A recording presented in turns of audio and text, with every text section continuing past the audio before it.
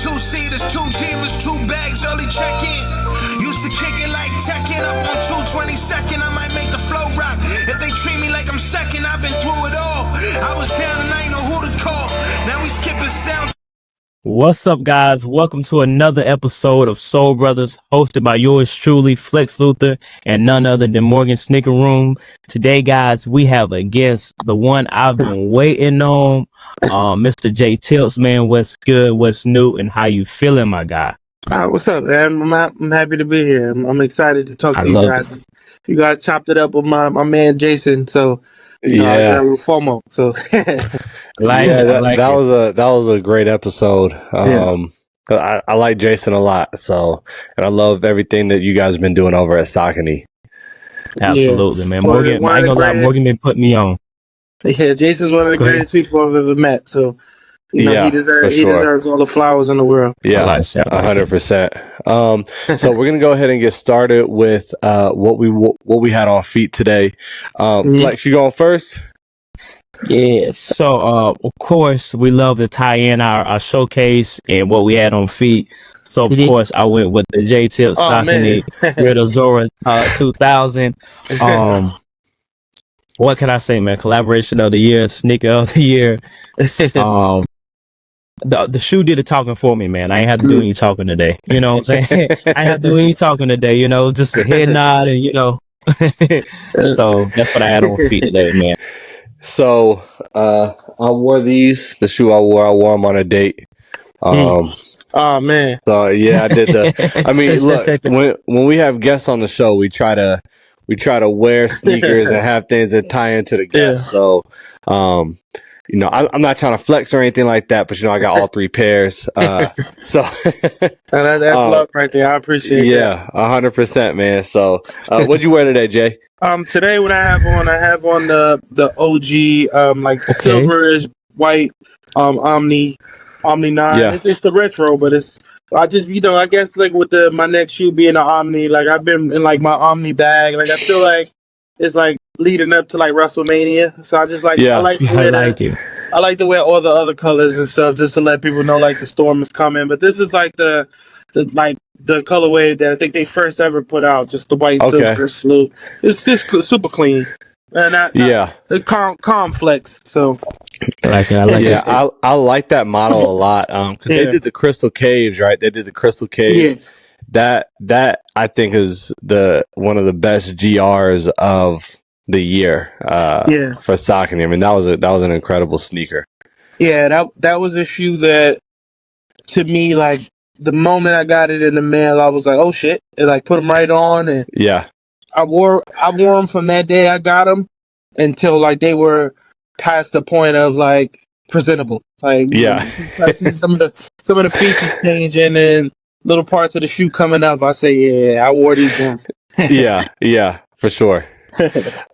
So Tips, I gotta know, man. So why Saucony? Why did you choose to partner with Saucony? I think that's a very interesting question, and I get asked a lot. And I think my answer is always, why me? I think that I was trying to put myself in a situation where I did have appeal to design a shoe, and I could design a shoe. It felt like every brand and everybody on the internet, like where can I design a shoe? How can I design a shoe?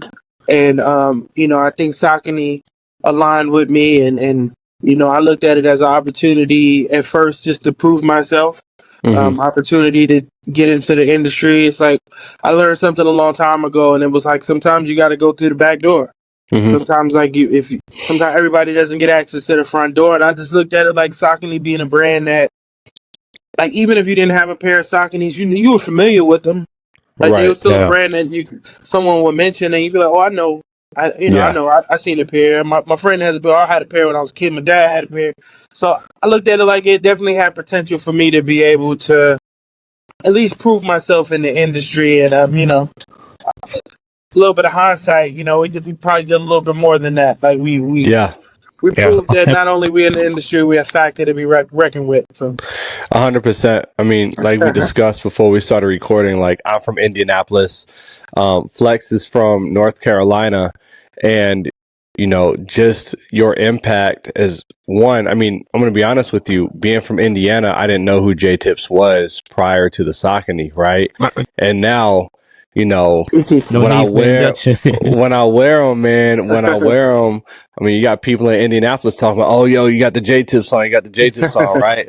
So like, it's been a magical run.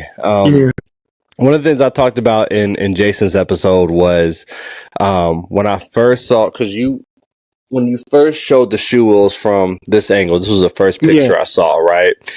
And I was already talking about like, yo, this could be the sneaker of the year because I'm a huge Saucony fan, and I'm like, okay, they're doing something new. But when I saw that first release of the Grid Azora, and I saw that the love that you were getting in the Bronx at the flower shop, I was like, okay, this guy J Tips he is somebody to be reckoned with. Like like you said, you are a force to be reckoned with. Have you noticed that the J Tips brand has become more global since the Saucony release?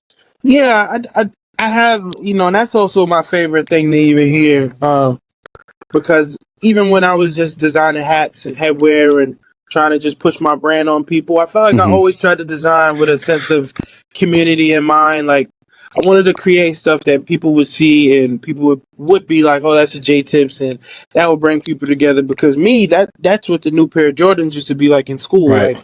Like if you were socially awkward and you weren't like someone that made friends easy, like if you walked into class and you and someone had on the same pair of new Jordans, like it's like you automatically was tight. So I wanted to create like that feel with everything I designed. So it's like just being able to see that also translate into shoes has been like amazing, to be able to just more people discover who I am, more people follow the journey, more people just continue to really support along the way. Like being able to see people not just support the first shoe, but support the next two, and now they're building their collections. Was if you ask Jason, that was something I was saying in meeting before I dropped any shoe. I was like, I want to design my boxes. I want to design the way the shoes look, because people gonna start posting them all together, and they're gonna be in their closet. And you know how like, not if you collect a lot of like Nikes, or you got all them red and white boxes and you got all this stuff, now people can have a section of Saucony boxes, and I want to tell a story in that closet. And it's just crazy just being how intentional I tried to be, to see all that stuff really happen is happening. It's crazy you mentioned like the people having those strong feelings about me leaking the second shoe, because it was so much pressure to deliver on the first shoe, because I did feel like Saucony thought that the Grid Shadow 2 would be what the first shoe was. Like I felt like they were trying to push me through the first shoe to get to the second shoe. So I felt like everything that like my creative mind did to put me in the flower shop and shoot dope visuals and get shots was because I'm like, damn, they feel like I got to get to the first one to get to the second one. And that first one set me up for probably history to people to keep bringing it up. Yeah. I mean, I can tell you, man, like when I first saw when I saw the image of the second shoe, I was like, yo, this is going to be a fire sneaker. And then you released the first one and I was like, all right, this one's cool. And then I started looking at it and seeing the storytelling and then seeing the flower shop. And I was like, I think it was more of the storytelling. And I think me and Flex have discussed this like in private, but it's been the storytelling and the activation that you did that really like turned me on to the sneaker. And I was like, okay, this shoe is a lot better than what I initially gave it credit for. I mean, it's an incredible looking shoe, but I mean, first glance, it's like, this is a very loud shoe. When you find out it's not loud for no reason, like there's a reason, there's a purpose for the material and the colorway and all that other stuff, then it makes it more meaningful to have in the collection.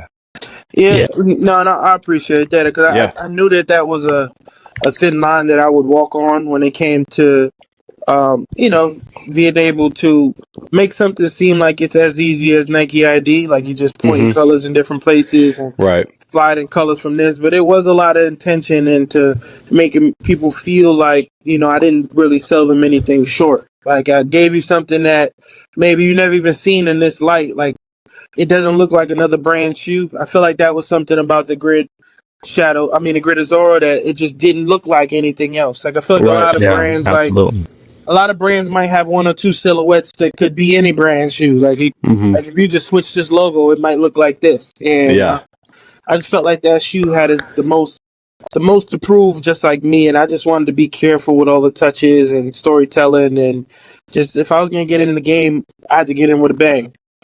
100%. So I mean, talking about the Grid Azora, man, I mentioned this to Jason. Yeah, it's a loud shoe, but somehow it's so subtle. Like, it's not where it's like you can look at it and continue looking at it. You know, you have like a lot of shoes. I mentioned the Candyland Kamikaze. Like, that thing is bright. And I cannot style it for nothing. But I put on the Grid Azora 2000 and like, it's loud, but it's just so subtle. Like, I need to know like the thought process of putting those colors together. Was you ever thinking like, man, this is too much? Nah, I shouldn't put that there, or like. Well, you know, I think a lot of my color story comes from like me designing hats for so long. So it's like I had a lot of, I can't just make myself seem like I'm some type of color genius or something. Like a lot of seeing combinations go together and seeing things work together and seeing how, I've wore a purple hat too many times with an outfit that didn't have anything else with purple in it, to see how it complements other colors and what colors are complemented. And I just wanted to be able to create that feeling of like growing up and you had a certain shoe and it was a statement. Like, there was a shoe that you wore, and that's kind of ties into the next shoes, like what's the occasion, but there was a shoe that you might wear to the convention, that you might wear to your first day of school, that might be different than like maybe the shoes you wore just all the time. And I just wanted to make a statement and create something that felt like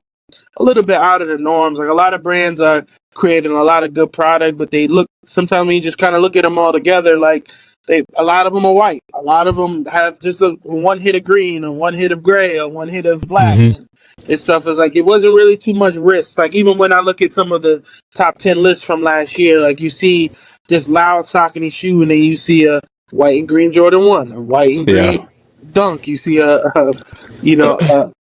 tannish Jordan. I'm not trying to name nobody's shoes because this stuff comes back up and people think I'm talking about them, but a lot of stuff was kind of safe. So I just wanted to just tell these stories of colors that I put together so many times that I knew looked good together, and it's certain things meant different things to me. Yeah, I like that. I like that. Yeah. Well, one thing I feel like a lot of people don't know is that you make music as well. Yeah. So once I got the confirmation that you're gonna be on, man, I started researching, I started listening, and I came across the Savior 2, and I know you dropped that in 2021, and the Grid Azora 2000 dropped in 23. But I'm telling you, that shoe and that album work hand in hand, man. I'm telling you, like, if there was a soundtrack to the shoe, it would be that one, man. You got your Remember Who Fronted, it's number 2, and then just those last 3 songs on there. You got your playlist, you got your Way Over ticket, man. Yeah, I was like, okay, this, you talk about, the lineups, you talk about, how you were treated before, and now that you're on, Remember Who Fronted, and I think everybody can connect, and, and I feel like that's what really made everybody like, okay, I like that. I like what he's doing right here. No, that's, the music was everything to me. Like, music was, and I think it still is, like, just being a young music fan and young music lover and just a collector of music and just a fanatic for so many different artists. Like, it's just, music has been my first love, but I think when I learned to kind of translate that into product and learn how to, like, support merch, like, I'm pretty sure most people are like, yo, when Kanye was dropping like Pablo tees and Travis Scott really started making crazy merch and Yeezus merch and Drake, like, I forgot, like, another was the same kind of merch. Like, it just felt like, I think even me on an independent level, like, I could be able to tie in some type of product into my music. And it's when it's just so crazy that, like, I put together the Savior album and I was like, I should make a hat or I should make a shoe, and it turned into a whole business for me. Like, I was just trying to make a custom shoe, and it's like I end up, hindsight 3 years later, and it's a lot of things I was trying to foreshadow are like pretty much like my life now. I can definitely tell it, man. I'm saying when you listen to that album, man, it's just that I can just feel that shoe come alive, and just it works hand in hand, man. Yeah. So yeah, I love that, man. You said the soundtrack to a shoe, man. Like that's crazy. Yeah, that's crazy. Was that intentional? Was that intentional when you were making the shoe? Like, were you listening to your own music and then creating the shoe at the same time? I wish I could lie to you right now, man. Like most artists do, but I'm my biggest critic because, like, if you ever jog through like just some of my songs, some of my previous work, I'm a very introspective person. So like I talk about like a lot of like relationship stuff and a lot of hardships and maybe like friend struggles and overcoming that and wanting to be the man, so it's like sometimes you jog those memories. It's like sometimes that stuff feels like pain a little bit. Sounds like you're remembering all the stuff you kind of had to go through. And as much as it's fly to say like remember who fronted, like some of the people that fronted, you really wanted things to work out. So it's tough to think about them all the time. Look, I can tell you, I know, you put on for your community and your community of the Bronx. But it feels like everybody who supports you is now part of that community. Like you are now putting on for a community that goes nationally, internationally, right? And to remember you from that's the main thing right there, because so what I do professionally is I'm a tennis coach, and I don't look like a tennis coach, and so I've dealt with people who have fronted in my career, and this is gonna. I'm not trying to put you on the spot or nothing, but I need names. Who fronted right now? Let's unpack it. No, I'm playing. You don't have to, but. No, I'm just so tired of giving people the light that fronted. Like I want to give more flowers to the people that haven't. Like I feel like I want to continue to uplift Saucony and uplift like New Era and stuff like that. Just the people that kind of seen that it was just like what this kid is doing on his IG. It makes a lot of sense. Like it makes a lot of sense to what the ecosystem is for shoes and hats and stuff. And it's like me and my team, we have those small conversations, and it's like, I've bet so big on myself, and it's worked out multiple times. Like sometimes I'm surprised why other companies aren't like just knocking at the door for me to work on different things and stuff like that. But I guess I got to sell a few more shoes for for people to really understand what the message I'm trying to tell and the story and stuff. Yeah, it seems obvious for us, man. Like you speak not just our language, but it seems like you speak a lot of people's language, man. I think with your shoe collaborations and of course your hats, you're there now. I'm checking for anything J Tips now. I appreciate you see J Tips, you're like, okay, wait a minute, I got to check what's he talking about? What's he talking about? Like, is he gonna leak something? Is he cooking something now? What's he cooking? Exactly. So if they don't see it now, man, they will, because the community sees it, and I feel like a lot of brands now are really tapping into what's going on in the community. Like who are they talking about? They're hiring people to sit in and listen to social media, lives and stuff like that. So, we see it. So you'll definitely get those opportunities, man. I appreciate that. One thing that me and Jason kind of joke about privately is things are so important now, like even more than before. Because I do think that the rest of the sneaker game, the rest of the shoe game is working extremely hard at.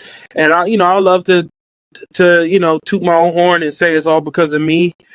But it's also just, I think the sneaker game is in a situation where every collab is super serious now. Like everybody's visuals have to be tight. Everybody's storyboard has to be tight. The reason, where it's dropping and stuff. And I just think that it's time for everybody to kind of like really, really like make sure you're treating with care this shoe game that so many people love and appreciate. And we're also ready for it to grow with us too. Like I've been creating the same silhouette. I've been supporting and buying and wearing the same silhouette since I was a child. Like it has to be the sneaker game has to eventually grow with us too. Like it has to eventually advance. That's why we're getting older and we love like the the running companies because the shoes feel better. Like our feet feel different than when we was older.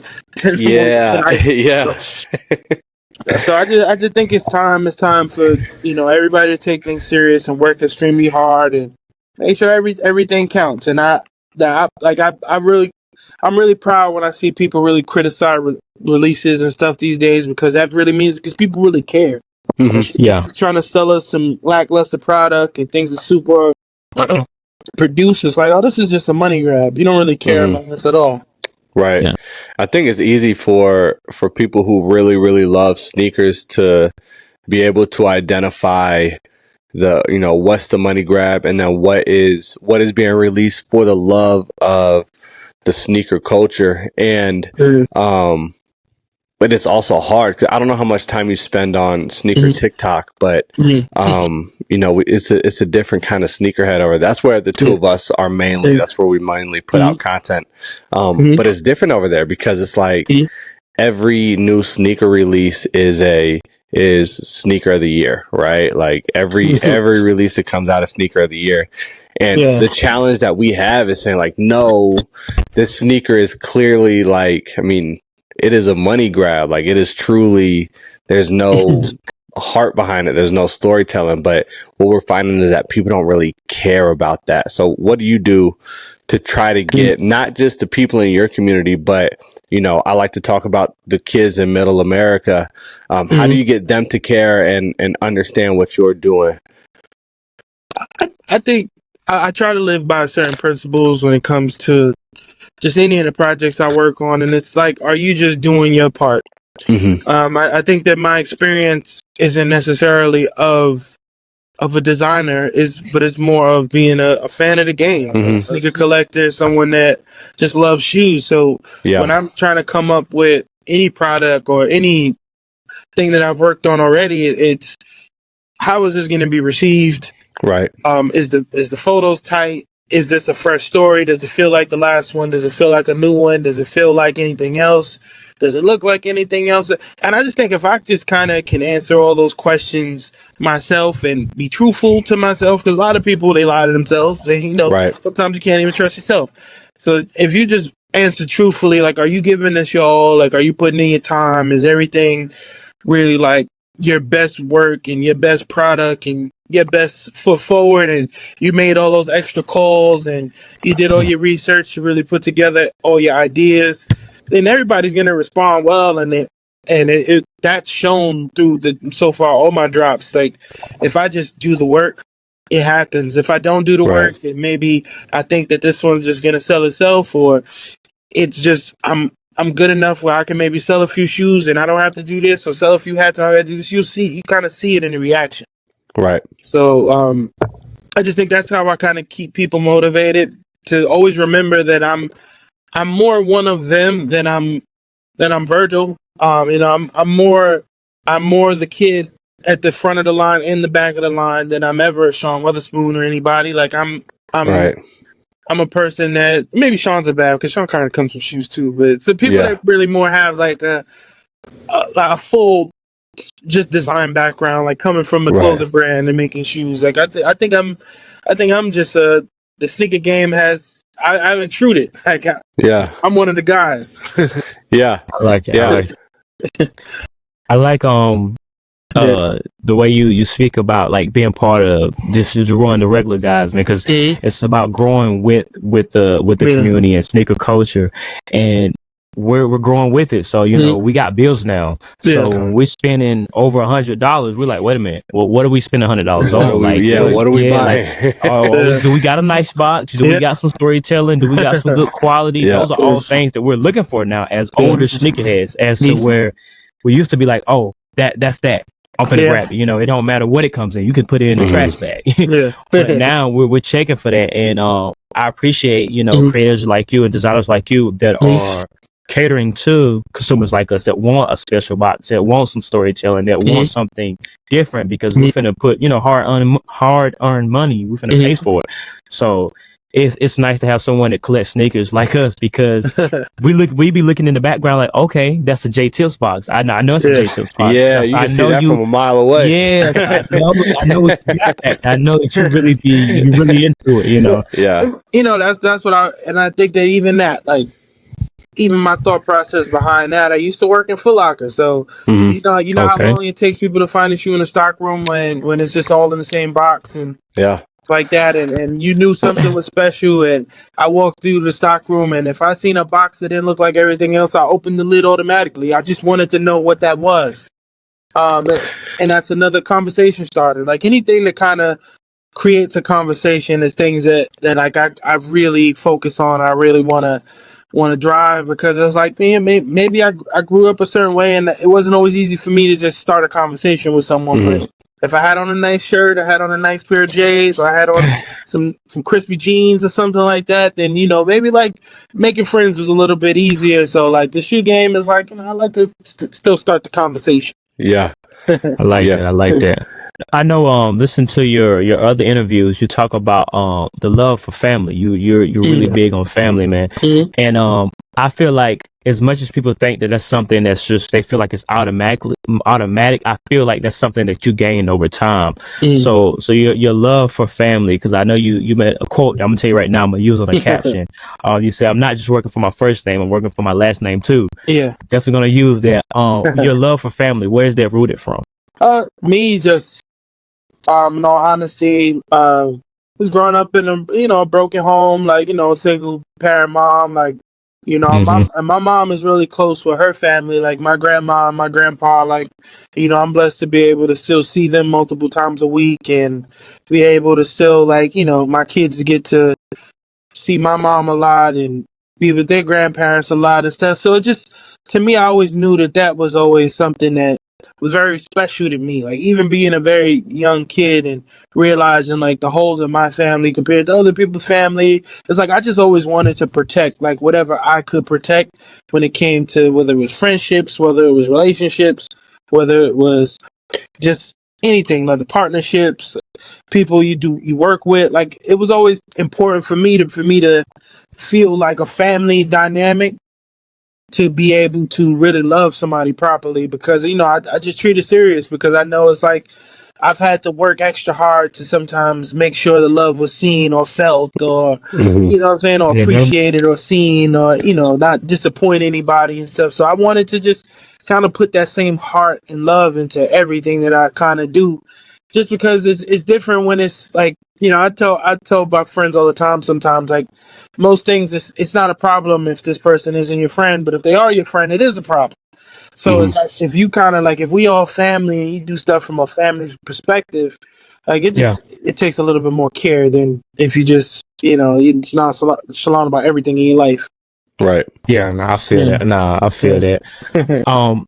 We talk a lot of, you're an entrepreneur, man. You do your own thing, you creating your hats, designing your own shoes.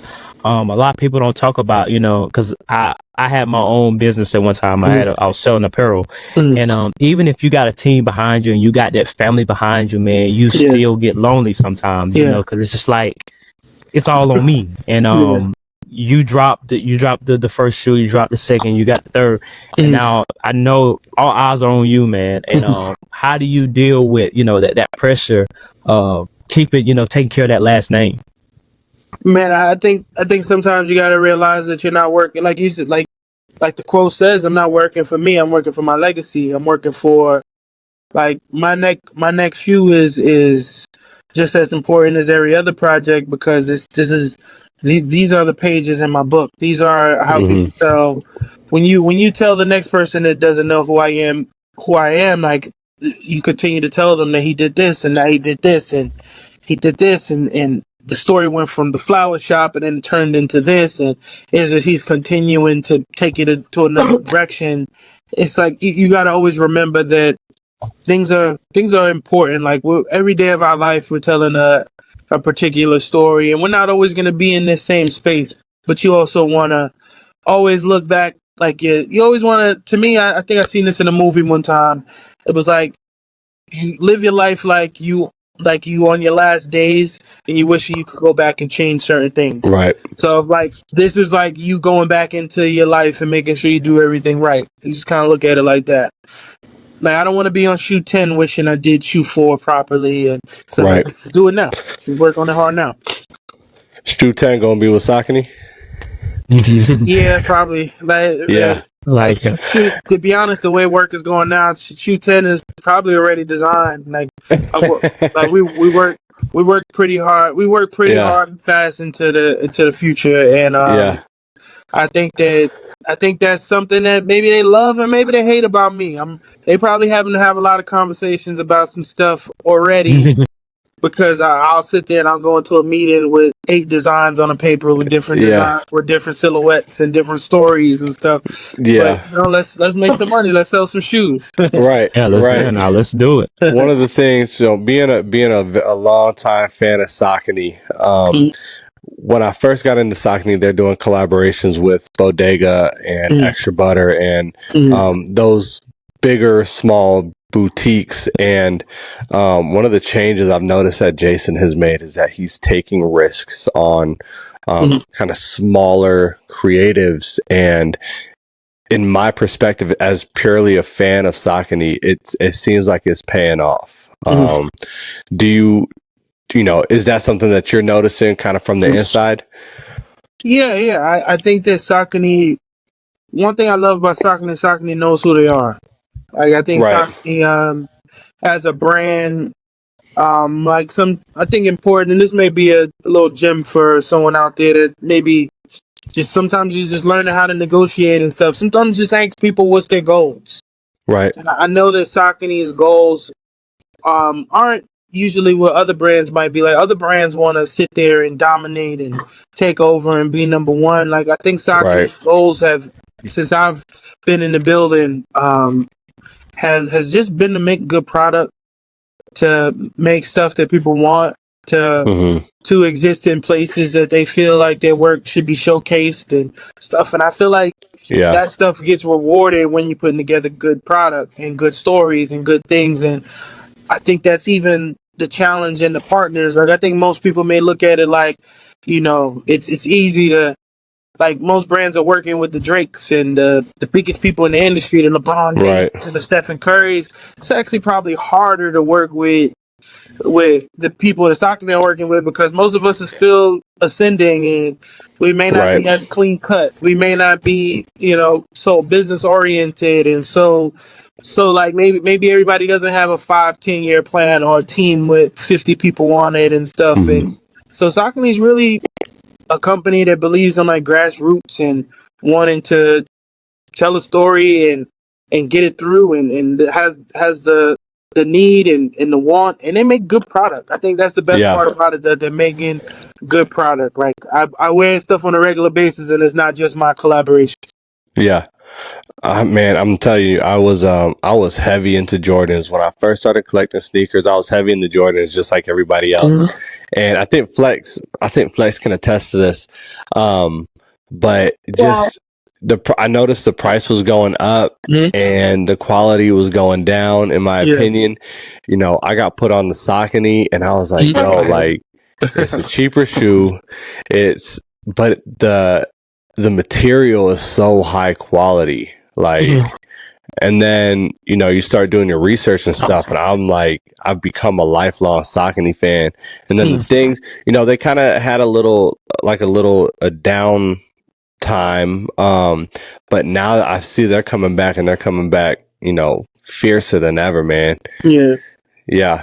I think it's a lot of trust into new bringing back product that maybe I think Saucony is in a space where, like, I wasn't in the building when maybe some of these decisions was getting made, but a lot of companies are having a lot of success on that 90s runner, that early 2000 runner, and Saucony had all of them. So it's like, why not get these molds back? Why not see if your factory can make you these pairs and get right in the game? And I think that's what people are seeing right now. Like, a lot of shoes a lot of shoes they're sitting there contemplating and Jason, that's something Jason told me too. I'm not gonna say what shoes it is because then I might be telling like something intellectual, but it's like it's certain shoes that people are wearing now that there was probably conversations of Saucony trying to only bring back one or the other.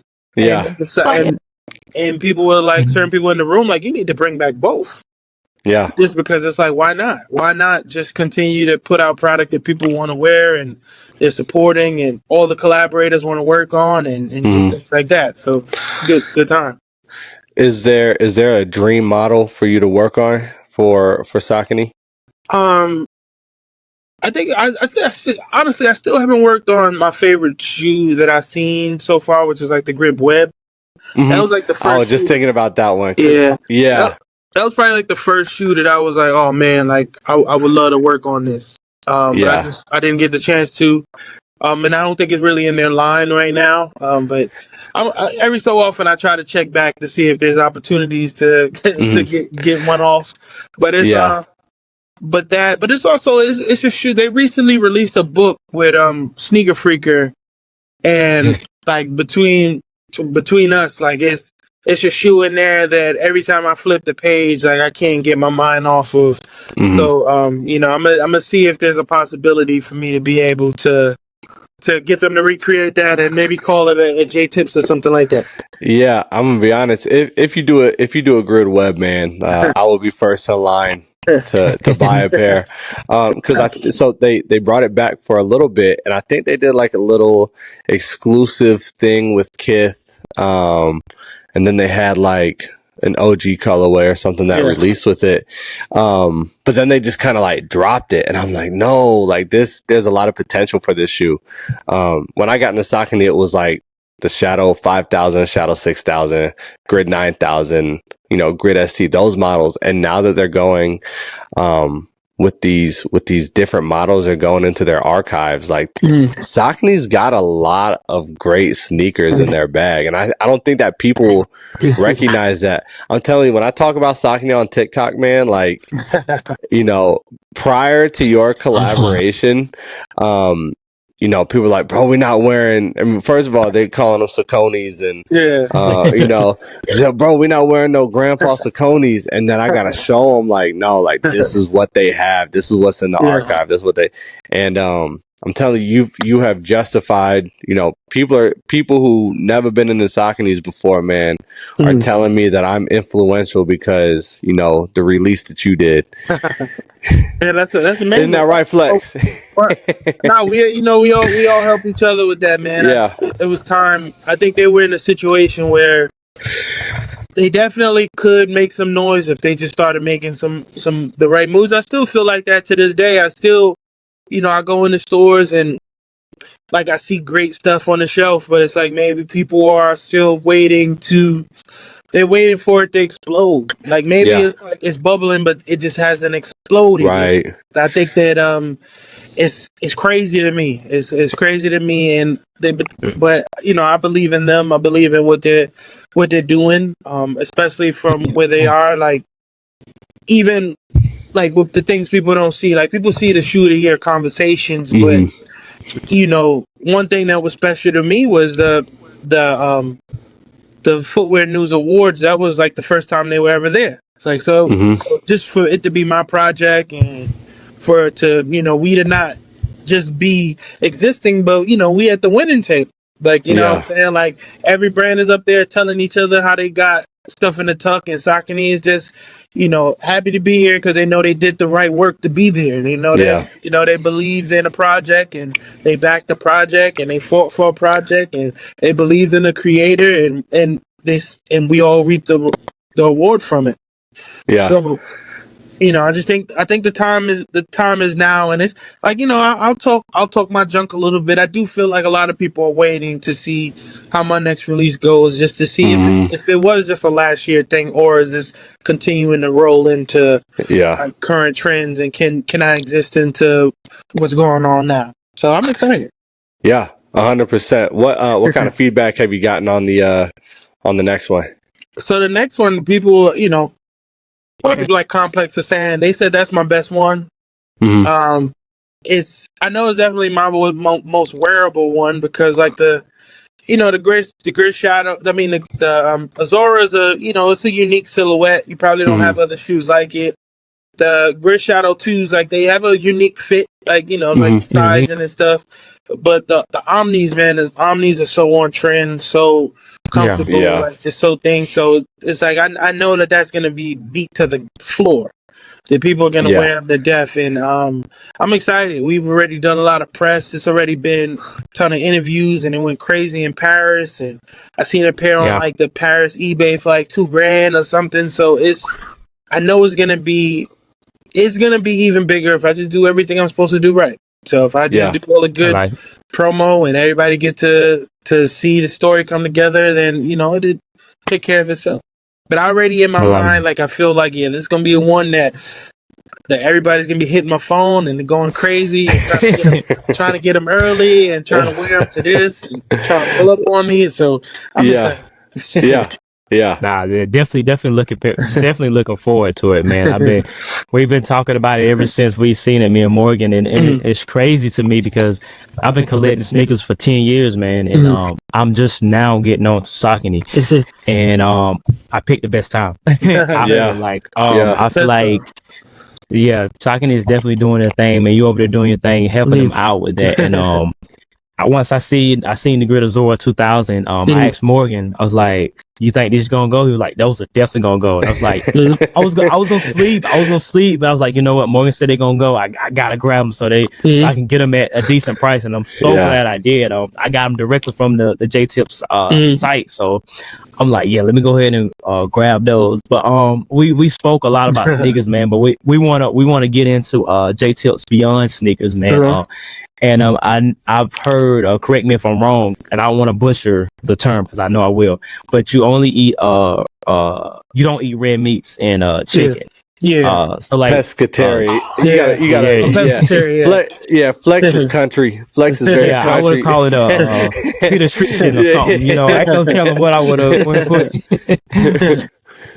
But give us the story behind that. How that came about. Man, I think just like it was a time in just my life where I realized how food was making me feel and making me think, and just realizing like I didn't know if it was just me getting older, but then you realize that like, man, I'm in my 20s. Like every time you eat something, you gotta take a nap.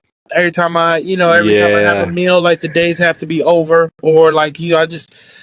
Like the feelings that I have before food and after food were just completely different. So I just wanted to try something out, and I just realized like the energy boost. I realized like just seeing how my body felt and the way I felt like weight. I was just shredding weight at that time. I just felt like maybe I shouldn't necessarily go back to it. And it kind of been like that for a while. Like, of course, like you start to obsess over things, and you see like the way food industry is, and the way like it's just for them to put that much food into the world and stuff like that. It's a lot of different like things they have to be doing to either create animals, reproduce, or just like completely farm. Like I seen something that was like, man, it's like 90, like the world consumes 90 billion chickens or something a year. Like if that many chickens in the world, they could take over. Like, you know what I'm saying? It's just so crazy how much people consume animals and stuff. So I just felt like, oh, they're not really making it the best bet for me to want to just go jump back into a steak or anything. So I just kind of been that way. So how long have you been doing that? To me, it's been 7 years. Wow. Seven years of no hot wings and jerk chicken and stuff. I miss that the most. What is your fish of choice? Because like I said, man, I mean, I'm in the middle of the country, so if we get seafood, it's it's probably been on some sort of, it's on preservatives and all that other stuff. So it's like a tilapia. Exactly. What's your fish of choice? Me, I like salmon. I think that's this is my go-to. Feels like luxury. Feels like what it felt like to put a knife through a steak. Like it feels like that's just most times on the menu. That's one of the higher quality items you can get. to have like a good meal. That's probably as far as it goes. Like, of course, I love like the shrimps and stuff like that, but I don't really die for it. But just salmon, probably over consume that. So Flex put me onto this fact. Is that where this salmon color comes from in the sneaker? On it doesn't come from it on this shoe, but it comes from it on the first shoe. Yeah, Gotcha. Yeah, on that shoe was a flip of a hat. That shoe, I tell people from that one, I flipped the hat. So that pink was like the undervisor on the fitted. Gotcha. Wow. I like that. It sounds like Bronx. I like. Nah, look, I mean, I actually want to touch bases on that, man. You're a very humble person, man. We've been talking, and then you apologizing, like for like the issues, and me and Morgan, like, bro, you good? You don't have to apologize for nothing, man. No, man, I'm in this industry where most people are tough to deal with, and you hear stories about even people that you look up to are like really, really hard and to deal with. So I never want to become what I was afraid to become, and that's like someone that's a tough interview or someone that's hard to get in touch with and stuff. Because I used to hear those stories, and I'd be like, "How? Like that's crazy." Yeah, I like it, man. So you're currently. I mean, we can take this out. I don't want to dox your location like that. So you're still in the Bronx right now, right? Bronx. Yeah. Like, people still see me go get Dunkin' Donuts every day. So like, you don't plan on moving? Nah, I would love to move. To be honest, I would love to. I'm not so nostalgic when it comes to my kids growing up in the same situation. Like, I've never been one of those people that feel like my kids need the same things I had growing up. But I do think for my own creative reasons, I think for my own like comfort levels and stuff. Like sometimes being in the Bronx still makes me feel like it's justifying my story. I still feel like when I design things and when I get interviewed and when I work on things, like being a father and being from the Bronx to me has always been like my mainline story. So sometimes I just feel like for where I am on my creative journey, I'm still like from the Bronx. But I think that I think I think I am graduating into a sense where like the operation could be moved. Yeah. Like it still can be I still can be like, a flyby. I could come by sometimes. I could, come get some food and then exit. Like it doesn't have to be like, where I get the morning coffee from and stuff like I said. So it's, I've definitely been thinking about it.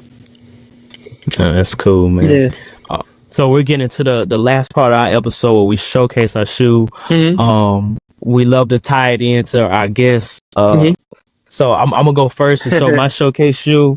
Again, like I said, when we got the confirmation that you're gonna be on, and I started doing my research, and I know you're a fan of the Retro 17. Oh man! So my showcase shoe, I brought the Retro 17 Plus, which is a shoe that kind of took the cover off and exposed it. This is the Bulls colorway. Yeah. But I was like, he's a fan of the 17. I got a pair. We get what later on this month we get the Lightnings, and then August we're getting the UNCs. Yeah. But yeah, clean shoe, high quality materials. I think it was price point at what, $225 when he's released. Yeah, those was the ticket. I can't necessarily remember. They may have been $225 because I remember my friend that worked at Foot Locker. He got me the discount, and it still was like somebody hook you over the discount. It's still like $180. Just kind of had me a little confused. I was like, what? Yeah. So it was pretty expensive. So if you post a picture in a pair of 17s, Saucony gonna be sending you a text message or? Oh no, man! I think the greatest thing about my relationship with Saucony is they actually encourage like some of the other partnerships and stuff like that. Like I think that they would love to just continue to feel like like it justifies it. Like we worked with him because everybody wants to work with him. Not we worked with him because he didn't have another option.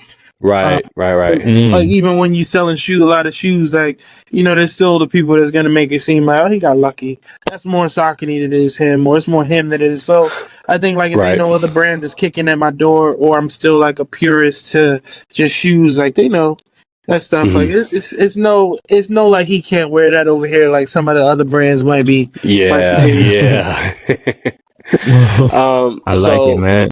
So I had a couple trains of thought. So I know that Flex only has one of your sneakers, right? Unfortunately, so I didn't want to bring out both Grid Shadows. So I brought out another Saucony pair. One of my favorites, actually. It is the A Few. Shadow 5000 Control. This is the in the Gutha colorway or Goth, or I'm not a not a literature major or anything like that, but one of my favorite sneakers from Saucony. Like I said, man, I'm a huge Saucony fan. And I remember when this shoe came out, they were doing a raffle on the A Few website, and I was coaching section or regionals. So I was coaching regionals for tennis, and we're warming them up, and I'm trying to enter the raffle real quick, and trying to get the pair. So yeah, this is my showcase sneaker for today. It's a nice one. It's a very nice one. Really nice one. And I guess for me, I think that means I'm next. Yeah. I think it's only right. When I went inside and I grabbed this, just my grid. Yeah. I like it. 2000 sample pair, with the sample tag. Oh, yeah. Okay. Just because this week also it marks the 1 year anniversary, and it's special to me for so many different reasons. Just because it also, like, for a lot of different people, it's like it's a dream come true, and it's also like it means that I got it done. Like, that childhood dream of wanting your own shoe and wanting to be in the game and wanting to make some noise. Like, this will always represent that I got it done. And so it's just always be special to me. Like, one day it was crazy how one day like it could retro, or one day it could be like, like I would love for people to just even think that this was my shoe. Like, I just love the silhouette means so much to me. Like, it's just, if I drop like a little iteration with some other another colorway or something like that, it'll just always mean something to me. Yeah. I mean, you got to know, and you got to be thinking about, like, we're going to get to a point in time where people are going to say, that J-Tips Grid Azora is a grail to me, or the J-Tips, the Grid Shadow 2 is going to be a grail to me, or is a grail, right? Like, hearing those conversations. I know you've thought about that. Yeah. Yeah. I think it's crazy. It's crazy because it's the things like that I feel like usually are the people's number one reason, or the things I wasn't even thinking about. Like, I wasn't even thinking about, like, being a shoe that's like so special to someone that it's their grail or things like that. Like, man, I just didn't want to go on sale, to be honest. Like, I just my biggest, like, to be honest, my biggest goal was to not go on sale and not be under retail on StockX. Like, like, I'm not gonna lie, love like, that was my biggest. Like, that's what you said. Like, I'm from our culture. Like, those are hard and things to overcome. Like, they'd be like, oh, they didn't do Rella bricks. Like, so it's like, I'll just try to. That was always important to me, just to make sure that I did well. That, like, winning shoe of the year was not on the bingo card and all that stuff, but it felt good. When you saw how fast they sold out, was there any idea that they were going to sell out like they did?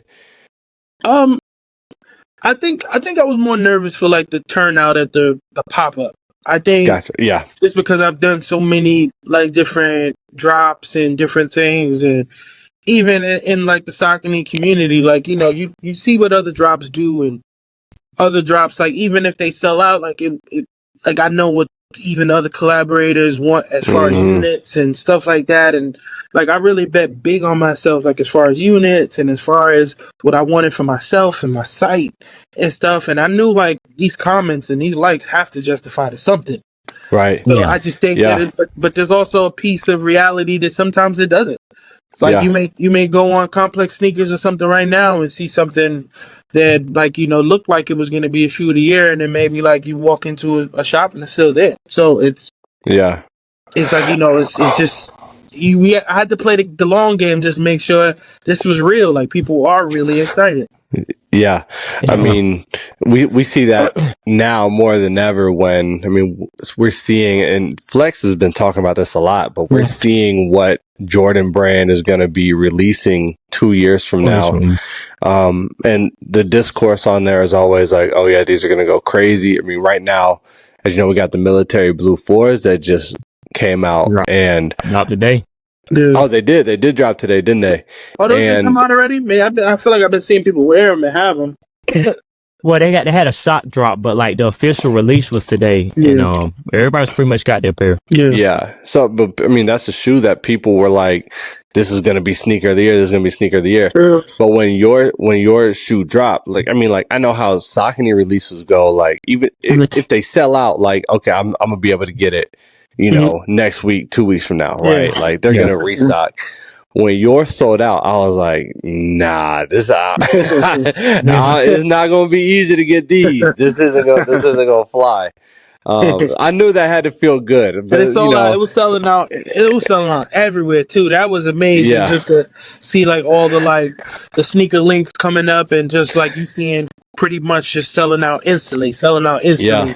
So, I don't take advantage of that feeling. I know it doesn't last forever, and it's like you got to keep working. What was that day like for you, release day?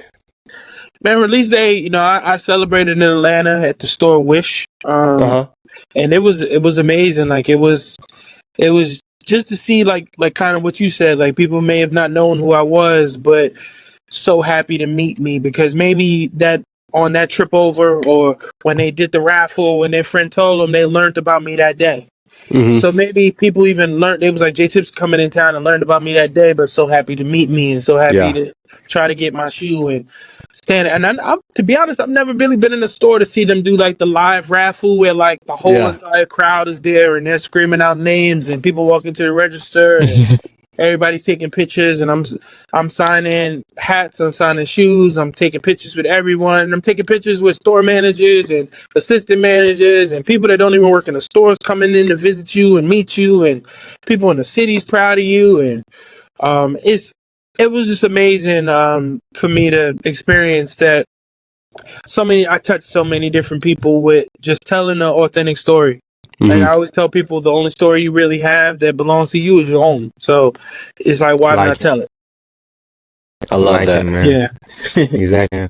It's been a great episode, man. Time always flies. Man. We have these great conversations. We appreciate you, taking time out your day, man, to sit down and talk sneakers with us. Thank you. I know there's probably not a lot that you can tell, but what's next for J-Tips and the brand, man? What's next? Man, I just wanna live up to the attention. I feel like I see some of the hype around the shoes and the products that I've been able to be a part of.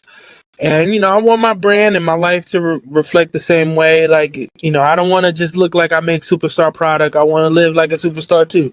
So, just make sure my family's good and my family's straight and I'm comfortable. And, I could be able to, like, when you're not working for survival, you're able to create like genuine stories and genuine, like points of just interest for different people. So I'll let it kind of get to that point. Like if I could devote 5 straight months to a project just because I don't need to worry about like the little tads, bits and certain stuff. Like I think I'll really be able to show my true like worth to like storytelling and stuff like that. So, just trying to get comfortable, man. Just like everybody is. That's not exclusive to me. Everybody wish they can get comfortable tomorrow.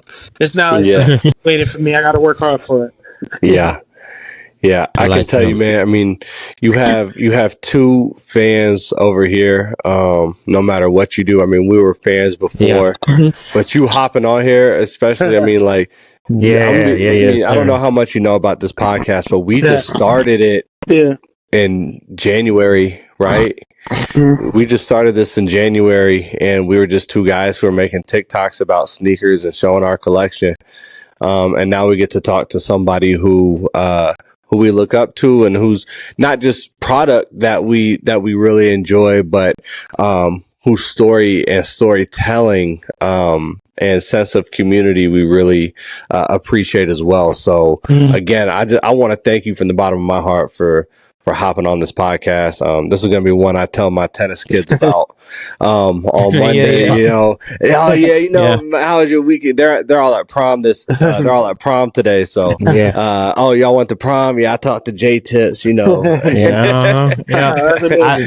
don't know who you are yet, but you know they will. They will. Yeah, get some learning. They'll get some learning going on. So. Yeah, absolutely, absolutely. I was walking around with my pair on a day, man. I was like, yes, sir. You know, the guy that created these design these. Look, hey, I said it on Thursday when I went into work. Oh yeah. But yeah, man. So it's been a great episode, man. Once again, we appreciate you, man. We definitely watching what you're doing, man. J Tips is definitely on the radar for me. Whenever I see the name, I'm like, what is he? What's he got? Yeah. I want in, you know. So definitely looking forward to your next shoe. Any closing remarks, guys? No, man, I appreciate y'all having me, man. There's one thing I don't take for granted, that like everybody's not always going to be excited to speak to you and you know, want to even put my story on their platform. Like there's there's probably people that do a lot of great things that you guys don't care to speak to. So I appreciate being, you know, just sharing the platform and to getting able to tell the story and, you know, just being a part of history with you guys, man. I appreciate it. Exactly. Man. Appreciate you, man. Love it, man. Appreciate you. All right, guys. Well, that's our episode for this week. And as always, love, peace, and sneakers. 2 seaters, 2 divas, 2 bags, early check-in. Used to kick it like Tekken up on 222nd. I might make the flow rock. If they treat me like I'm second, I've been through it all. I was down and I ain't know who to call. Now we skipping sound.